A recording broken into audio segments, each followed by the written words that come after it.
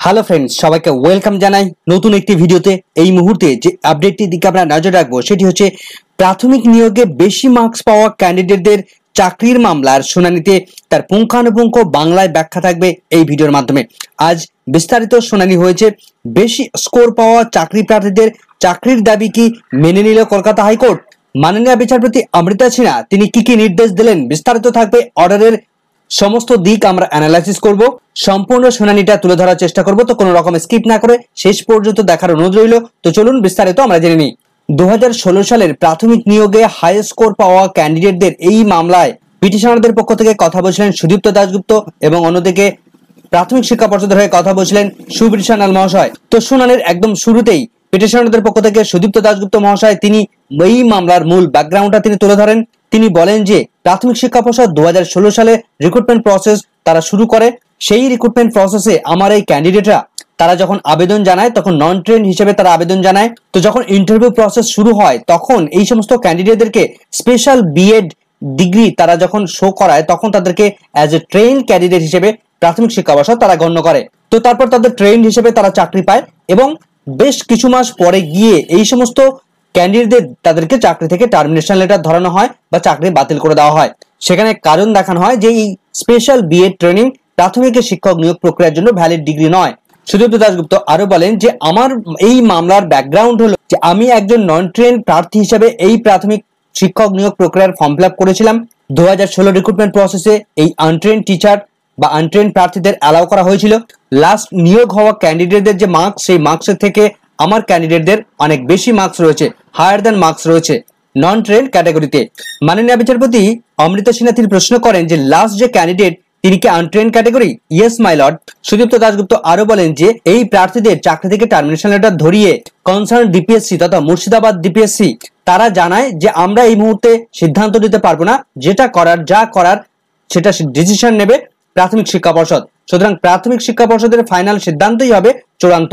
তো তারপরেই আমি এসে এই মামলার ফাইল করেছি, রিট পিটিশন ফাইল করেছি এবং তিনি আগের দিনের মতোই তিনি জানান যে এই যে রিট পিটিশন ফাইল সেখানে 1 এবং 3 নাম্বার যে রিট পিটিশনার রয়েছেন সেই পিটিশনাররা তারা লাস্ট যে কাট অফ ছিল, লাস্ট যে ক্যান্ডিডেটরা চাকরি পেয়েছেন তার থেকে হায়ার দেন অনেক বেশি মার্কস তারা পেয়েছেন অ্যাজ এ নন ট্রেন ক্যাটাগরিতে এবং তাদের নিজস্ব ক্যাটাগরিতে।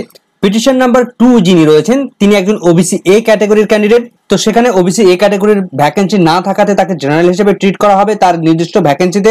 তো সেই ক্যাটাগরিতে তার মার্কস বেশি রয়েছে, লাস্ট যিনি নিয়োগ পেয়েছেন তার থেকে তার মার্কস হায়ার রয়েছে। এতদিন ধরে আমরা জেনে আসলাম যে এই মামলাটি শুধুমাত্র মুর্শিদাবাদ জেলার, কিন্তু আজ সুদীপ্ত দাশগুপ্ত তিনি বললেন যে মাই লর্ড এটা শুধুমাত্র মুর্শিদাবাদ জেলার জন্য নয়, এটা নর্থ 24 পরগনা জেলার ক্ষেত্রেও ঠিক সেম ব্যাকগ্রাউন্ডে সেম বিষয় ঘটেছে, সেখানে একই রকম ভাবে এই বিষয়গুলো উঠে এসেছে। লাস্ট ওকেশনে অর্থাৎ গতদিন শুনানির সময় সুবীর সান্যাল বাবু তিনি জানিয়েছিলেন যে প্যানেল অলরেডি এক্সপায়ার করে গেছে। তো সুদীপ্ত দাশগুপ্ত তিনি বলেন যে প্যানেল এক্সপায়ার করে যাওয়া সেটা একটা গ্রাউন্ড হতে পারে না। এরপর বিচারপতি সুবীর সান্যাল মহাশয়কে প্রশ্ন করেন, মিস্টার সান্যাল আপনার কি সাবমিশন রয়েছে? বিচারপতি আরো বলেন যে কাউন্সিল অর্থাৎ 1 এবং 3 নাম্বার যারা পিটিশনার রয়েছেন তাদের মোর মার্কস রয়েছে লাস্ট কাট অফের থেকে, আপনি কি বলবেন? তো সুবীর সান্যাল বাবু বলেন যে না আমার 2 থেকে 3টি সাবমিশন রয়েছে। তো সুবীর সান্যাল বাবু পিটিশনারের একটা কপিতে নিয়ে যান এবং বলেন যে এই মামলার পিটিশনাররা তারা আনট্রেন্ড হিসেবে অ্যাপ্লাই করে, তাদের ট্রেনিং কোয়ালিফিকেশন তারা আনট্রেন্ড, কিন্তু এই সমস্ত পিটিশনারদের তাদেরকে ট্রেন হিসেবে ট্রিট করা হয়েছে বিকজ হিজ কোয়ালিফিকেশন। এখন পিটিশনারদের কি কোয়ালিফিকেশন রয়েছে সেটা যদি তারা ডিসক্লোজ না করে তাহলে বোর্ড কি করে সেটা বুঝবে? যখন তারা ইন্টারভিউ বোর্ডে যায় তখন তারা নিজেদেরকে দাবি করছে যে তারা ট্রেন ক্যান্ডিডেট, তখন তারা নিজেদেরকে ট্রেন দাবি করাতে বোর্ড তখন তাদের সেই দাবিটাকে কনসিডার করেছিল অ্যাজ এ ট্রেন ক্যান্ডিডেট হিসেবে। পরবর্তী ক্ষেত্রে দেখা যায় যে প্রাথমিক শিক্ষা পর্ষদের যে অ্যাপয়েন্টমেন্টের যে রুলস রয়েছে, যে এলিজিবিলিটি ক্রাইটেরিয়া রয়েছে, সেখান থেকে দেখা যায় যে এই ডিগ্রি অ্যাকচুয়াল ভ্যালিড ডিগ্রি নয়, তাদের রিকোয়ার কোয়ালিফিকেশন নেই। এই যে ক্যান্ডিডেটদের যে কোয়ালিফিকেশন চেঞ্জ করা হলো তারা নিজেদের ফান্ডা, এটা ওন ফান্ডা। তো মাননীয় বিচারপতি বললেন যে এটা কোথায় নিজেদের ফান্ডা কথা বলছেন? ক্যান্ডিডেট নিজেরা দাবি করেছে যে তারা ট্রেন ক্যান্ডিডেট, পর্ষদ সেটাকে অ্যাকসেপ্ট করেছে। বিচারপতি বলেন যে আপনারা তো এটা অ্যাকসেপ্ট করেছেন। সুবীর বাবু বলেন যে ট্রেন্ড এখন এই মুহূর্তে তারা সেফ পজিশনে দাঁড়িয়ে আছে, আনট্রেন্ড এখন সেফ পজিশন নেই, পিটিশনাররা তাদের স্ট্যান্ড পয়েন্ট তারা চেঞ্জ করেছে। এই সমস্ত ক্যান্ডিডেটদের যখন সার্ভিস বুক আপডেট করা হয় তখনই তারা ধরা পড়লো যে অ্যাকচুয়ালি স্পেশাল বিএড ডিগ্রিটা ভ্যালিড ডিগ্রি নয়। তো তখনই তাদের চাকরি থেকে টার্মিনেশন লেটার ধরানো হয়েছে। সুবীরবাবু আরো বলেন যে আমি নিজেকে ট্রেন্ড হিসেবে দাবি করে পরবর্তীতে গিয়ে আমি আবার সেটাকে নন ট্রেন্ড হিসেবে দাবি করব, এটা তো হতে পারে না। এটা ছিল সুবীরবাবুর ফার্স্ট সাবমিশন। এরপর তিনি সেকেন্ড সাবমিশনের দিকে যান। দ্বিতীয়ত, আনট্রেন্ড যে সমস্ত টিচাররা রয়েছেন তাদেরকে এই মুহূর্তে সম্পূর্ণভাবে কলকাতা হাইকোর্ট তাদেরকে কোয়াস্ট করে দিয়েছে, অর্থাৎ আপাতত অবস্থায় তাদের ঢিলেমি অবস্থায় রয়েছে, চাকরি বাতিল অবস্থায় রয়েছে আপাতত স্টে থাকলেও। তো হাইকোর্টের এই চাকরি বাতিলের অর্ডারটাকে সুপ্রিম কোর্ট তারা স্টে দিয়েছে, কিন্তু স্টে দেওয়া মানেই যে সেই অর্ডারটাকে সম্পূর্ণভাবে খারিজ করে দেওয়া তা কিন্তু নয়, সেটা কলকাতা হাইকোর্টের ডিভিশন বেঞ্চে ফেরত পাঠানো হয়েছে। তো যতক্ষণ না পর্যন্ত সেই মামলাটি সম্পূর্ণভাবে খারিজ হচ্ছে বা তারা চাকরি ফিরে পাচ্ছে, ততক্ষণ আমি এই মামলার পিটিশনাররা তাদের নন ট্রেন হিসেবে তাদেরকে আমি চাকরি ফিরিয়ে দিতে পারি না। অর্থাৎ যতক্ষণ না পর্যন্ত 32,000 চাকরি বাতিল সংক্রান্ত যে মামলা ডিভিশন বেঞ্চে পেন্ডিং অবস্থায় রয়েছে সেই মামলাটি খারিজ হচ্ছে বা ডিসপোজ অফ হচ্ছে, ততক্ষণ এই মামলাটি বা এই গ্রাউন্ড শোনাই উচিত নয়, বা ততক্ষণ এদেরকে কোনো রকম ভাবে কনসিডার করা যাবে না, এমনটাই দাবি মিস্টার সুবীর সান্যালের। তখন মাননীয় বিচারপতি বলেন যে ভেরি ওয়েল, আমাকে এই সমস্ত ক্যান্ডিডেটদের রিজেকশনের লেটার দেখান বা টার্মিনেশনের লেটার দেখান। এরপর বিচারপতি বলেন যে লাস্ট উইকে মাননীয় বিচারপতি রাজশেখর মান্থা তিনি একটা স্পেশাল এডুকেটর নিয়োগের বা সেই সংক্রান্ত একটা অর্ডার আপনারা দেখিয়েছিলেন। সুবীর বাবু বলেন যে সেটা 2016 রিক্রুটমেন্ট নয়, 2020 রিক্রুটমেন্টের ক্ষেত্রে সেটা তিনি অর্ডার দিয়েছিলেন। মাননীয় বিচারপতি বলেন যে তাহলে বোর্ড হচ্ছে অথরিটি, তারা মেরিটের মধ্যে আসতে পারছে না। সুদীপ্ত দাশগুপ্ত বলেন বাট মাই লর্ড, ডিপিএসসি হলো অ্যাপয়েন্টিং অথরিটি, তারা ডিস্ট্রিক্ট ওয়াইজ প্যানেল প্রিপেয়ার করেছে, বোর্ডের এখানে কোনো ফাংশন নেই, বোর্ড শুধুমাত্র রেকমেন্ডেশন দিয়েছে, এখন টার্মিনেশন লেটার ধরিয়েছে ডিপিএসসি, তারাই আনসার দেবে। তো মাননীয় বিচারপতি একটা পয়েন্ট তিনি তুলে ধরেন, এই যে ডিপিএসসি বা এই যে কাউন্সিল গুলো রয়েছে, তারা প্রত্যেক যে ক্যান্ডিডেটরা রয়েছেন তাদের ক্যান্ডিডেটদের জন্য যে ক্যান্ডিডেটের চার্ট সেটাকে ফিক্স করতে পারে না এই ডিপিএসসি বা এই কাউন্সিল। কোনো ক্যান্ডিডেটের তার পারফরমেন্সকে এভালুয়েট করতে পারে না বা মূল্যায়ন করতে পারে না, পারফরমেন্সকে মেজার করার এম্পাওয়ারমেন্ট এই কাউন্সিল গুলোকে দেওয়া হয়নি, অর্থাৎ ডিপিএসসি গুলোকে দেওয়া হয়নি। Board is the sole authority of the matter, অর্থাৎ প্রাথমিক শিক্ষা পর্ষদই হচ্ছে সর্বেসর্বা, তারা যে কথা বলবে সেটাই ফুল অ্যান্ড ফাইনাল।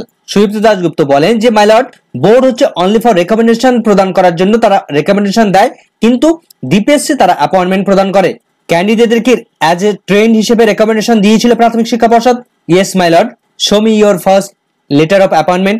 তখন 45 নম্বর পেজে একটা অ্যাপয়েন্টমেন্ট তারা দেখান। সুদীপ্ত দাশগুপ্ত তিনি বলেন my lord, as a untrained হিসেবে আমরা অ্যাপ্লাই করেছি, যখন ইন্টারভিউ বোর্ডে তারা ফেস করে তখন আমার যা যা কোয়ালিফিকেশন আছে আমি টোটালটা তাদেরকে দেখাই, অর্থাৎ এনসিসি থেকে শুরু করে ওয়াল এভরিথিং তাদেরকে দেখায়, তারা প্রাথমিক শিক্ষা পর্ষদ যে যেটা নেওয়ার সেটা তারা গ্রহণ করবে, যেটা তাদের অ্যাকসেপ্টেবল মনে হবে সেটা তারা গ্রহণ করবে। তো তারা সেই ট্রেনিং সার্টিফিকেটটা অ্যাকসেপ্ট করেছে, তার জন্যই তারা ট্রেন্ড হিসেবে ট্রিট করেছে। আমরা তো ট্রেন্ড ক্যান্ডিডেট হিসেবে অ্যাপ্লাই করিনি, আমরা তো আনট্রেন্ড হিসেবে অ্যাপ্লাই করেছি, কিন্তু প্রাথমিক শিক্ষা পর্ষদ তারা এই সার্টিফিকেট দেখে আমাদেরকে ট্রেন্ড হিসেবে ট্রিট করেছে। এরপর সুবীর বাবু তিনি বিভিন্ন ধরনের যুক্তি দেখাতে থাকেন, সুপ্রিম কোর্ট থেকে শুরু করে হাইকোর্টের বিভিন্ন জাজমেন্ট সেগুলোকে তুলে ধরার চেষ্টা করেন বা বিভিন্ন যুক্তি খাড়া করেন। সুদীপ্ত দাশগুপ্তও তিনি কাউন্টার আর্গুমেন্ট করছিলেন। এরপর বিচারপতি বলেন আপনারা কত কি মার্কস পেয়েছেন দেখান আমাকে। তো পিটিশন কপির একটা পেজে তারা নিয়ে যান, সেখানে পিটিশনারদের টোটাল মার্কস এবং লাস্ট যে কাট অফ নেমেছিল তার মার্কস টোটালটা দেওয়া আছে। এরপর বিচারপতি বলেন যে কাউন্সিলের পক্ষ থেকে কি আপনারা কোনো সাবমিশন দিতে চান, অর্থাৎ মুর্শিদাবাদ ডিপিএসসির পক্ষ থেকে কোনো কিছু বক্তব্য রাখতে চান। তো মুর্শিদাবাদ জেলার ডিপিএসসি তিনি তার লয়ার তিনি বলেন যে ফার্স্ট যে ক্যান্ডিডেট তার টোটাল যে স্কোর পয়েন্ট দ্বারা যদি তাকে ট্রেন্ড হিসেবে ট্রিট করা হয়, তিনি যা পেয়েছেন 27.541 অ্যাজ এ ট্রেন্ড ক্যান্ডিডেট হিসেবে তিনি এই টোটাল স্কোরটা পেয়েছেন। তো এই ক্যান্ডিডেটের ট্রেনিং এর যে মার্কস রয়েছে সেই মার্কসকে ডিডাকশন করে অর্থাৎ বিয়োগ করে যদি তার টোটাল স্কোর দাঁড় করায় তাহলে সেখানে এসে দাঁড়াচ্ছে 17.1 মার্কস তিনি টোটাল পেয়েছেন। তিনি একটি নতুন তথ্য উদ্ভাবন করেন যে এই মামলার পিটিশনার তিনি যখন অ্যাপ্লাই করেন তখন অ্যাজ এ কন্ট্রাকচুয়াল টিচার হিসেবে তিনি অ্যাপ্লাই করেছিলেন, এমন দাবি জানান মুর্শিদাবাদ জেলার ডিপিএসসির লয়ার। তো প্রথম ক্যান্ডিডেট দেখা যায় তিনি একজন প্যারা টিচার, আরেকজন ক্যান্ডিডেট রেজাউল হক তিনি তার মার্কস ডিডাকশন করে তিনি পাচ্ছেন 17.52, তিনি ওবিসি ক্যাটাগরির ক্যান্ডিডেট এবং তিনি একজন প্যারা টিচার। তো তাদেরকে ট্রেন ক্যাটাগরির যে ভ্যাকেন্সি ছিল সেই ভ্যাকেন্সিতে তাদেরকে ফিল আপ করা হয়েছিল, তাদেরকে নন ট্রেন্ডের যে ভ্যাকেন্সি ছিল সেই ভ্যাকেন্সি থেকে চাকরি দেওয়া হয়নি। তো এরপর বিচারপতি এবং লয়ারদের মধ্যে বিভিন্ন কথোপকথন চলতে থাকে বেশ কিছুক্ষণ ধরে। তারপর মাননীয় বিচারপতি তিনি অর্ডার লেখা শুরু করেন। তো তিনি প্রথমেই বলেন যে মুর্শিদাবাদ জেলার ডিপিএসসি তারা কোনো এফিডেভিট জমা করেনি, তো পরবর্তীতে এই কাউন্টার এফিডেভিট জমা করার বা এক্সচেঞ্জ করার নির্দেশ তিনি দিলেন। তো এই এফিডেভিট ফাইল করার জন্য প্রাথমিক শিক্ষা পর্ষদ এবং কনসার্ন ডিপিএসসি মুর্শিদাবাদ তাদের এফিডেভিট সাবমিশন করার জন্য তারা 4 সপ্তাহের জন্য সময় চেয়ে নিলেন।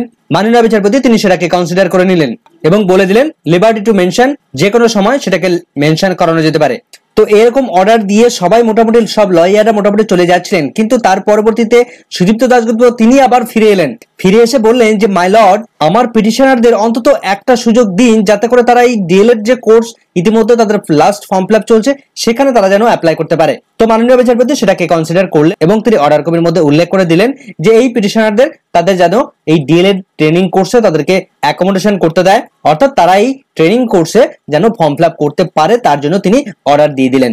তো এভাবেই আজকের শুনানি কমপ্লিট হয়েছে। তো এই সংক্রান্ত পরবর্তী আপডেট পেলে অবশ্যই আপনাদের সঙ্গে শেয়ার করবো। আপাতত এই ভিডিওটি ভালো লাগলে অবশ্যই একটু লাইক এবং কমেন্ট করে যাবেন। চ্যানেলটি নতুন হলে অবশ্যই একটু সাবস্ক্রাইব করে রাখার অনুরোধ রইল। পাশে থাকা বেল আইকনটি অবশ্যই অন করে রাখবেন পরবর্তী ধরনের আপডেট সঙ্গে সঙ্গে পাওয়ার জন্য। সকলকে ধন্যবাদ।